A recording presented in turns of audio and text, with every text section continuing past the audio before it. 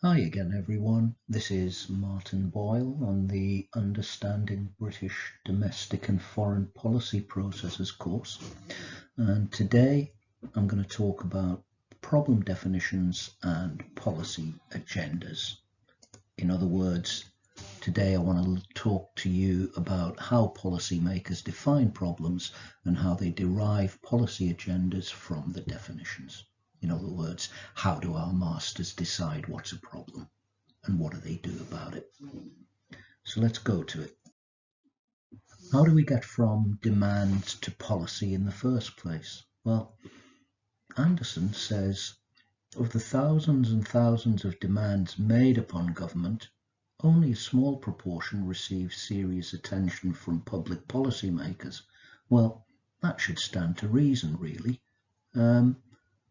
You can't expect policymakers simply for reasons of time and capacity to respond to every demand that's made of them.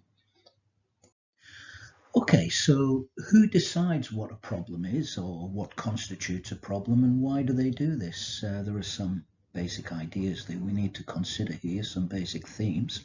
The first one is social construction or co-constitution. That looks a bit daunting, but don't worry about it. The idea is pretty simple. Problems and issues. What is a problem and an issue? Dominant ideology, values and deviance, and power. So let's have a look at social construction. This is the idea that we live in a made-up world. Now, that doesn't mean that it's made up in the sense that children make up fairy stories or believe in fairy stories or have imaginary friends or things like that. The world isn't plucked out of thin air.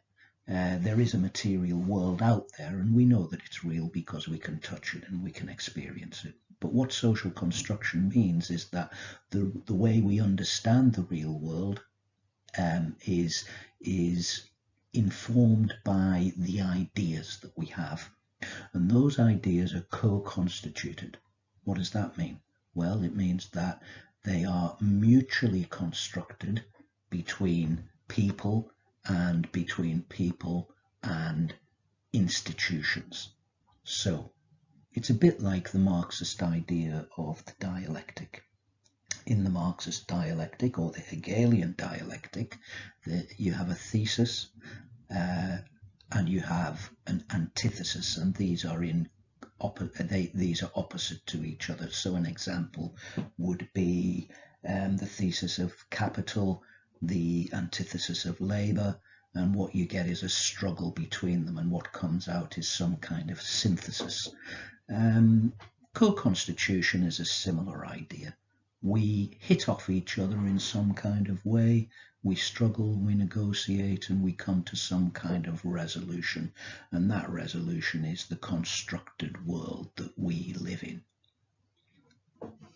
So social construction determines what warrants a response from policymakers. Some problems, in inverted commas, reflect ideological values about what constitutes good, bad, acceptable or unacceptable behavior. Issues which are ignored or defined as problems are determined by social construction, and it's policymakers who basically decide this. Now, a change in values can influence what constitutes a problem or an issue. Let me give you an example. The dominant ideology, in our case liberalism, usually determines what constitutes a problem or not. So liberal ideas, liberal ideologies will basically give us point us towards what we consider to be good and bad and so on and so forth. But values are not static. And social values are not static, they're not the same. The values that we have these days are not the same as our parents' values, our grandparents' values, or the values of the 19th century or so on. But we still have this overarching dominant liberal ideology. So what does that mean? How do we explain that? Well, What it means is that within the overarching dominant ideology of liberalism, let's take the example of divorce, for example. In the 1940s, the 1950s in Britain, to get divorced was considered deviant. It was deviant from the dominant ideology and the values that sprang from that dominant ideology. But obviously, as more people got divorced,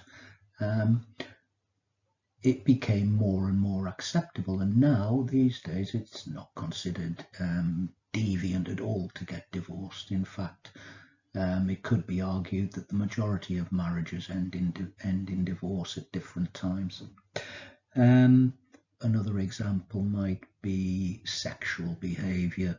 In the 1950s, 60s, up until the 1960s, the late 1960s, in fact, being gay was illegal in the United Kingdom, and there were quite, brutal and strict laws against homosexual behavior.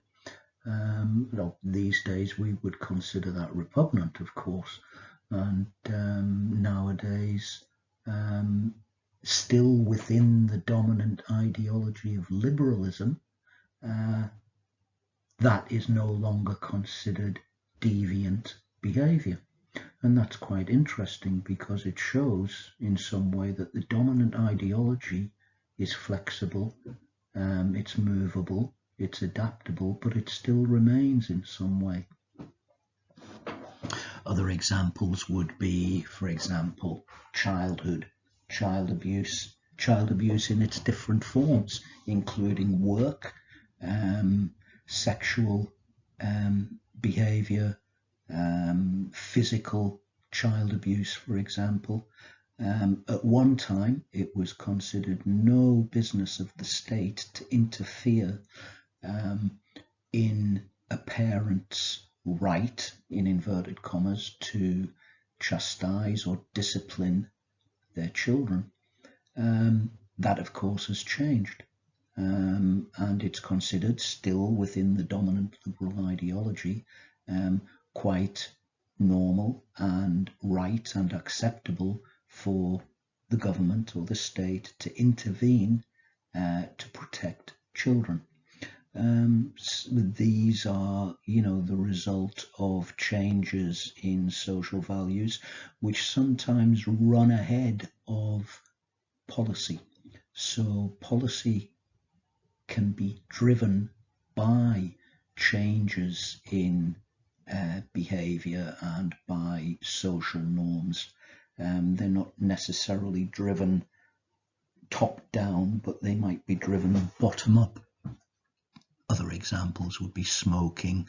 It used to be quite acceptable to advertise cigarettes on TV, alcohol, for example, and so on and so forth. So social changes can often occur before changes in dominant values, but the overall dominant ideology still remains. So this idea of social construction has major implications for public policy, and what's defined as deviant is subject to laws to prohibit and punish deviance, but those laws change, and they change within the parameters of the dominant ideology. And the dominant ideology adapts and is flexible.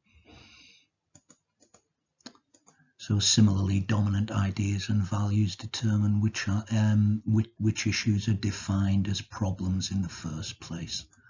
And these come up on the agenda at different times. So crime, terrorism, social security fraud, but interestingly not tax fraud, might be considered deviant within the dominant ideology. Boardroom bonuses, being work shy, for example. Fundamentally, it's the notion of power that determines who decides and why. And we'll move on in a minute to look at power.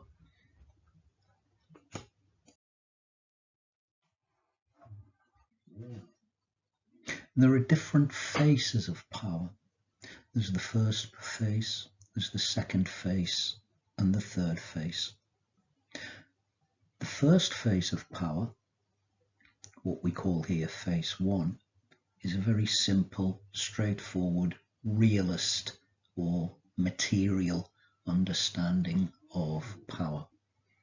And this is based on an American political scientist called Dahl, who said that A has power over B to the extent that he can get B to do something that B would otherwise not do. So basically, if I can get you to do what you don't want to do, then I have power over you. If I can't get you to do what I want you to do, or what you don't want to do, then I don't have power over you. And this is very, you can see this in the school playground. One kid wins a fight, that kid has power, the other kid doesn't. The second face of power is a bit more complex. I'm going to give you a bit of time to look at this, so stop the video if you need to. So Bachrach and Baratz, 1970, their famous definition of the second face of power. Power is also exercised when A devotes his energies to creating or reinforcing social and political values and institutional practices that limit the scope of the political process to public consideration of only those issues which are comparatively innocuous to A. In other words, things that don't really matter, things that don't threaten A's power. To the extent that A succeeds in doing this, B is prevented, for all practical purposes, from bringing to the fore any issues that might, in their resolution, be seriously detrimental to A's set of preferences.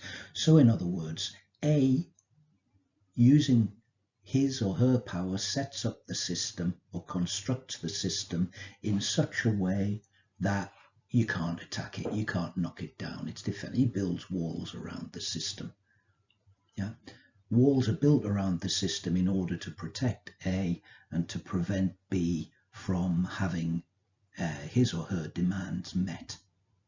And A will accept, perhaps, if he or she is feeling nice or kind, will accept complaints and problems that don't fundamentally change the system that he or she has set up.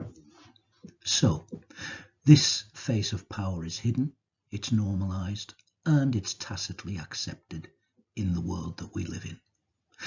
There is what we call an orthodox classical Marxist critique of this, which is quite relevant today. And that is, orthodox classical Marxists might argue, for example, that the reason that governments today, that is conservative capitalist governments, liberal governments that are motivated by neoliberal ideology, actually permit and welcome progressive issues, is that these progressive issues do not fundamentally threaten the capitalist system. They don't threaten neoliberalism because they're not based on class analysis. So, for example, LGBTQ+, Black Lives Matter, equality and diversity, climate awareness, and other progressive projects that claim to be left-wing, orthodox Marxists would say these are not really left-wing and they don't really threaten the neoliberal capitalist establishment because they're not based on changing the nature of who owns what. What they're aimed at doing is dividing people into different smaller subsections and groups that divert attention from the real problem at hand, according to classical Marxists. By the same token, such a critique would argue that the most successful capitalists are in fact unknowingly adopting a Marxist mode of thinking. So if you think of, the leaders of and the owners of the most profitable companies in the world. If you think of Facebook and Amazon and so on and so forth, the leaders of these organizations are perhaps thinking unbeknownst to themselves in a Marxist way. Another perhaps less Marxist way of looking at this would be, for example, to identify such behavior on the part of governments and companies, corporations, as mere gesture politics. So printing T-shirts with Black Lives Matter, or instituting equality and diversity programs within the organization, and so on and so forth, merely play lip service to progressive ideas. They don't fundamentally change the nature of power relations.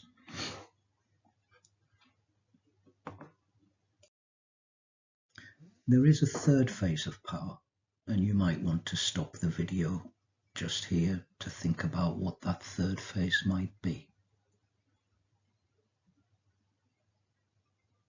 So the third phase, which is based on Luke's conception of power, this is based on discourse and language and the creation of narratives that exploit tensions in language to effectively brainwash people into believing that what A says must be the natural way of things. We see this often in newspapers, in media discourse, and in the way that governments and the media phrase and construct language in order to make the world that they are constructing seem the natural way of looking at things. And so this is what we understand by discursive power, or the power of discourse, or the power of narratives, or the power of language. It's an area that linguists are very interested in looking at. I want to look at the impact of ideas on public policy discerned at two discrete levels. That's macro ideas and micro ideas. What are these? Well, macro ideas are those ideas that exist at a general level and might be deemed ideological, so they're within the dominant ideology. They constitute the dominant set of ideas and values concerning the purpose and objectives of government. That is, public policy draws on certain ideas that become prevalent during particular periods of history. And I said earlier on about how these can change over the decades and over periods of time, but they're still within the dominant ideology. Micro ideas, on the other hand, influence policies in particular areas, significantly shaped and constrained by the dominant ideology and the dominant paradigm within the area. They have an importance and impact in their own right. So micro ideas might operate, say, within welfare policy or health policy. For example, the government might decide that family doctors, GPs might run their own private surgery and have some kind of privatized market function, but still the services would be free at the point of contact.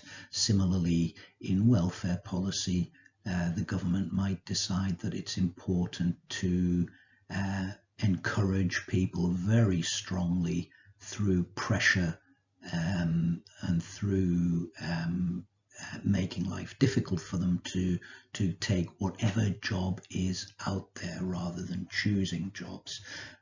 These will still be influenced by policies, by macro ideas. These will still be influenced by overall ideas within the liberal paradigm.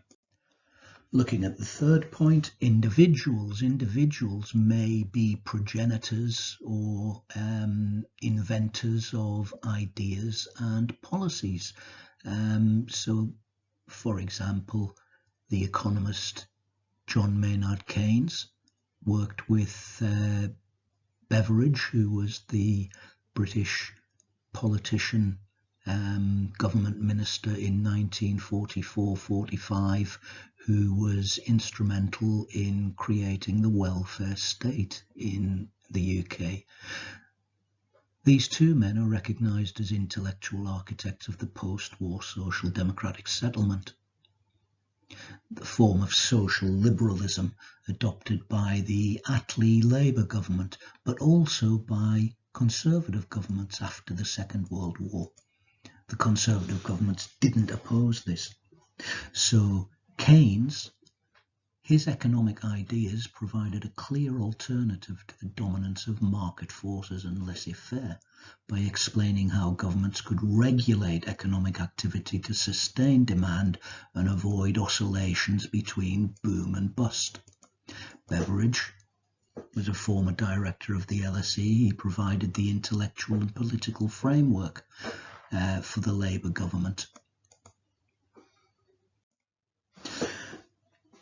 The fact that these ideas came from the left but were accepted by the right within the liberal paradigm shows that the dominant ideology is flexible and movable, and it can bring in ideas that at a previous time might have been considered extreme, radical, or even revolutionary.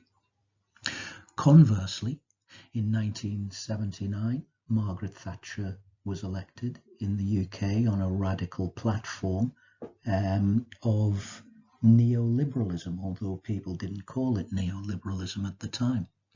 Margaret Thatcher was very influenced by the neoliberal economist Friedrich Hayek, and also by Milton Friedman, the American. Neoliberalism was an ideology that stretched back to classical 19th century economic liberalism, with an emphasis on free trade, the small state, a self-regulating market, and so on and so forth. And it was adopted by Margaret Thatcher. It was resisted in Western Europe, in other countries in Western Europe at the time of the Cold War. But it was opposed in Britain too by the Labour Party to start with, and it met with very, very violent opposition. But gradually the Labour Party came to accept it, and the Labour Party under Blair fundamentally stuck to the tenets of Thatcherism, although they might have softened the more brutal aspects of it in terms of social life in Britain. Why was this? It sped up after the fall of communism in 1989, after the fall of the Berlin Wall and the accession of Eastern European states to the European Union. Thatcherism and neoliberalism sped up. Why do you think that was? Pause the video for a while and think about that. So, you might have decided that, well, there was no longer any serious opposition to it, or that the opposition had been co-opted into the dominant paradigm. So this shows how liberalism is flexible. It can move to the left, move to the right, but the dominant paradigm remains intact. It remains in place. An interesting point about this, though, is that the welfare state and the NHS in Britain still exist. They might have been ravaged. They might be merely a shadow of their former selves. They might be merely the bare bones of what used to exist, but they still exist. Why is that? Finally, I want to look at think tanks as progenitors of ideas and agenda setting. In Britain, since the late 1970s, there's been a massive increase in the number of think tanks and on their influence. They used to be formally independent bodies engaged in multidisciplinary research intended to influence public policy. Now, the extent to which they are independent is now being contested because obviously think tanks receive funding from a large number of different organizations, private organizations with different interests and different agendas and different axes to grind and so on and so forth. Obviously we have right-wing think tanks, left-wing think tanks, but these are fora in which policy might be debated and generated. Moving on now to systemic and institutional agendas. You can stop the video and just read those definitions for a second. Okay, now the difference between systemic and institutional agendas is kind of like the difference between macro and micro ideas, but they don't align exactly, so there is quite a bit of crossover. You could say that there are systemic and institutional agendas within the macro environment.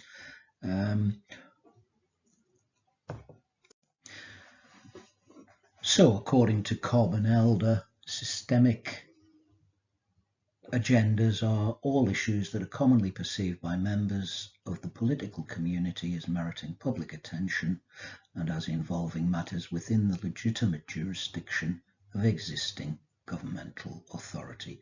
That's just a fancy way of saying everything everyone thinks the government should do something about. Cobb and Elder think that institutional agendas are those problems to which public officials give serious and active attention. What does that mean? Well, basically what policymakers think matters. So fundamentally, it's what's out there versus what policymakers think matters. I want now to talk about Kingdon's model of policy change. Here, in Kingdon's model, we have three streams: policy, political, and problem, operating in some kind of way through a policy window to create policy. Let's look at the problem stream first.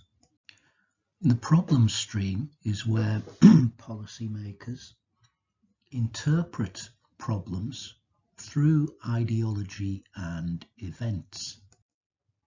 In doing so, they make judgments about whether a given issue constitutes a problem warranting attention.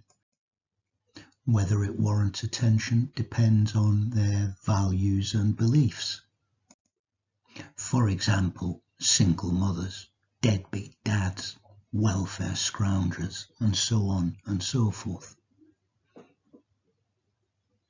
The events that happen or instances might draw attention to the issue and prompt policymakers to respond. So, for example, climate change might intervene to prompt a response from policymakers whose ideology might initially have been skeptical about such phenomena. COVID obviously is a very current example, and terrorism as well. The policy stream at the top of the model there refers to the manner in which problems, once they're identified, are accompanied by advocacy of a particular policy, and that advocacy is usually put forward by what we call policy entrepreneurs. A policy entrepreneur, like a business entrepreneur, is someone who decides to take a leap of faith, takes a risk, makes a move when no one else will, and so on and so forth. This suggests that there are a great many ideas and potential solutions being devised at any one time and developed and drafted by policymakers, and the entrepreneur is the one who grabs hold of it and basically takes the ball and runs with it. The political stream refers to the fact that appropriate political circumstances are needed before a policy can be implemented. So you've got to be in the right place at the right time.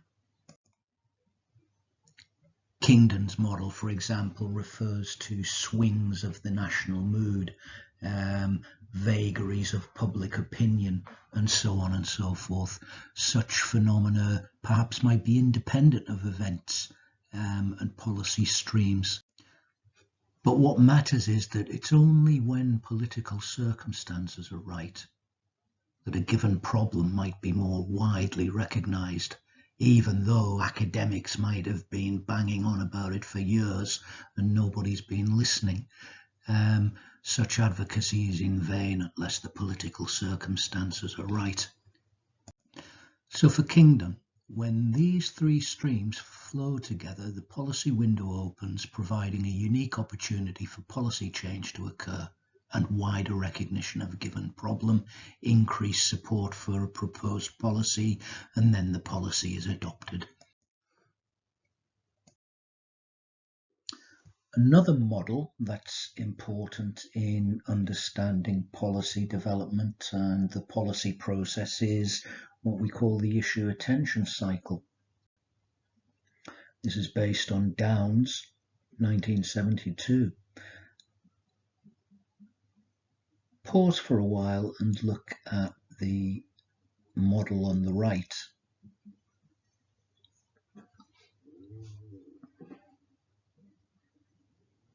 What you can see here is a kind of bell curve, although it's not a symmetrical one. You have a pre-problem where this is just before the problem is noticed. You then have alarm, discovery, and euphoric enthusiasm. So something happens, everyone discovers it, everyone hits on the problem, and everybody's really keen about it. Suddenly, they realize, or slowly, they realize the costs of the proposed solutions. You know, who's going to pay, for example? Is it going to be too difficult? And so on and so forth. And so interest begins to wane, and there's a decline in public interest. Then, eventually, the issue will slip off the policy agenda.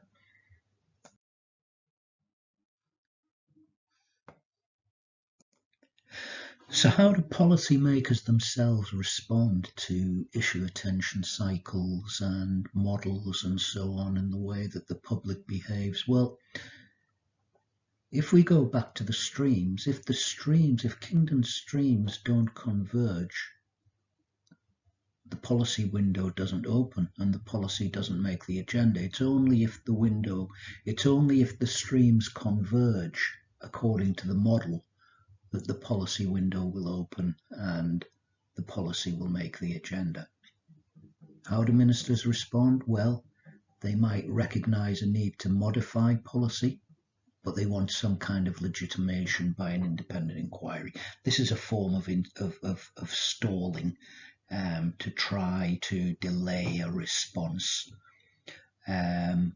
In that regard, they might expect the inquiry to produce evidence to justify not changing an existing policy. So whenever a minister turns around and says, let's have an inquiry into this, let's appoint a royal commission, so on and so forth, this might be seen as a delaying tactic. Avoiding a policy response altogether, but recognizing it, might also be another response. In doing so, ministers hope that the issue will disappear also. We saw alarm, discovery, and euphoric enthusiasm but it didn't. It gradually declined, but then it was reignited over the years by subsequent terrorist incidents.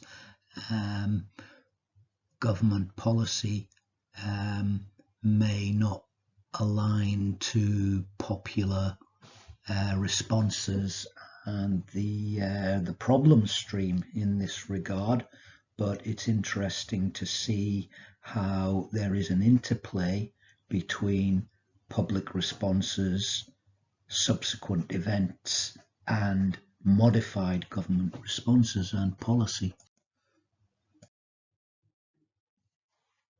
Another model that we can look at for the policy-making process is Cohen's garbage can. This is a very simple way of looking at things, which shows just how messy politics and policy making can be. It's a kind of down and dirty, ground level, basic level way of looking at how policy is made. So the garbage can represents a kind of primeval soup. Participants, that's policy makers, think tanks, members of the public as well. Various people with different interests might dump various problems and solutions. Policy makers then come and retrieve them. So they might be forever rummaging for stuff to attach a policy to. A minister for a particular department might have an ideological desire to implement a particular problem. They might have a policy already created in their mind, so they'll rummage around in the bin for some kind of problem to attach that ready-made policy to. Everyone's trying to justify their existence, aren't they? It's kind of disjointed. It's kind of chaotic policy making. It's not sequential or linear. It's not rational cause and effect. Problems and solutions come and go. They live and die. They're retrieved. They're rebirthed by a new policymaker. An example might be in social welfare payments. In the early 1980s, there was a program called YOPS. YOPS stands for Youth Opportunities, or the Youth Opportunity Scheme, and it was a program to get young people into work by paying employers. The government paid their wages, in other words. This has been resurrected various times over the decades and over the years, and its latest iteration in 2021-22 is the Restart Scheme, and the government is pumping all of its resources into the Restart Scheme to pay private employers to take on young unemployed people.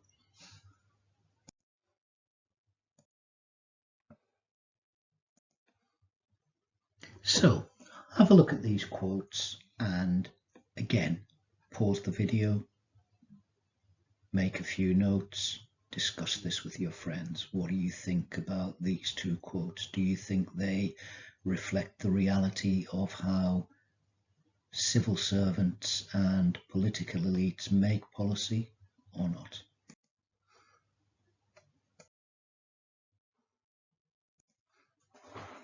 So to reiterate what I said earlier about how policymakers in government might respond to public demands for action, how do they manage the policy agenda? Well, they might agree and act. If they agree that there is definitely a problem and they agree with the public that there is a major issue that needs to be responded to, they might just go ahead and do something about it. That's unusual, though. It rarely happens. It's more likely that they'll do one of these four other things. They might acknowledge a problem and defer action, as I said before. They might say, yes, we're really worried about this and we're listening to you. Please believe we take your concerns very seriously indeed. And then they'll delay. Or they might put problems in comparative context. They might say, for example, well, things are not as bad now as they were 30 years ago.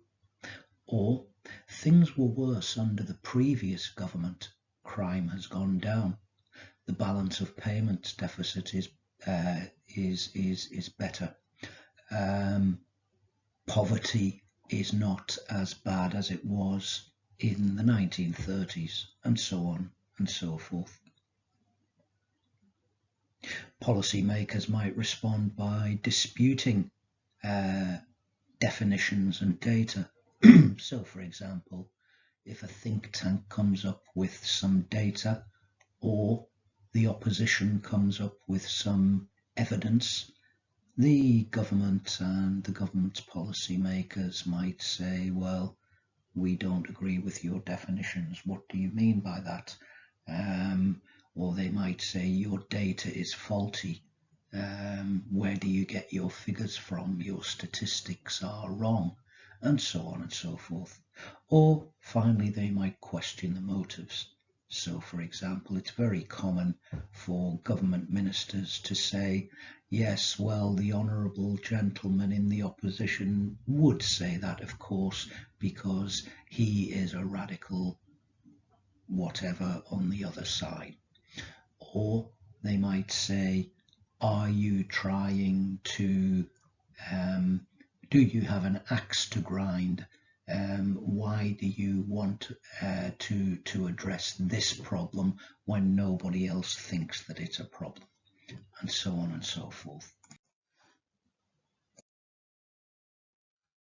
So, in conclusion, what I'd like you to do is to refer to the reading in Jones and in Dorey and follow the reading strategy that we outlined in the first session, which was to look at the questions at the end of the relevant chapter, then read the conclusion, and then read the introduction. See if they match up and go back to the questions and refer that back to what you've just looked at on these slides. Thank you.